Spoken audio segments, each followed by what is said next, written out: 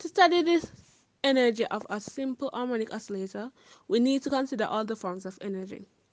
Consider the example of a block attached to a spring placed on a frictionless surface, oscillating in SHM. The potential energy stored in the deformation of the spring is U equal kx squared. In a simple harmonic oscillator, the energy oscillates between kinetic energy of the mass k equal mv squared and potential energy U equal kx squared stored in the spring.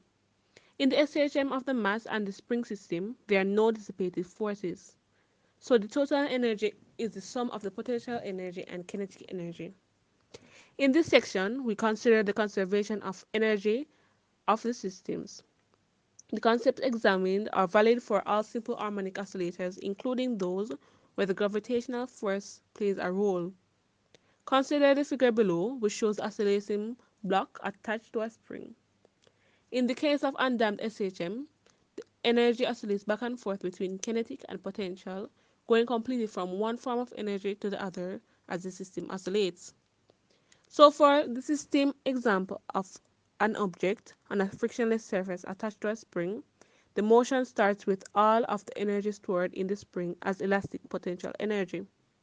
As the object starts to move, the elastic potential energy is converted to kinetic energy, becoming entirely kinetic energy at equilibrium position, and the energy is then converted back to the elastic potential energy by the spring as it is stretched or compressed.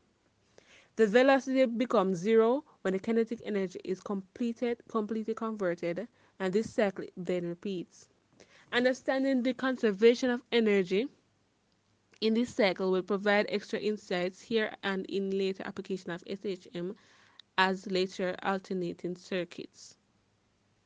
The total energy of the system of a block and the spring is equal to the sum of the potential energy stored in the spring plus the kinetic energy of the block and is proportional to the square of the amplitude E equal K A squared.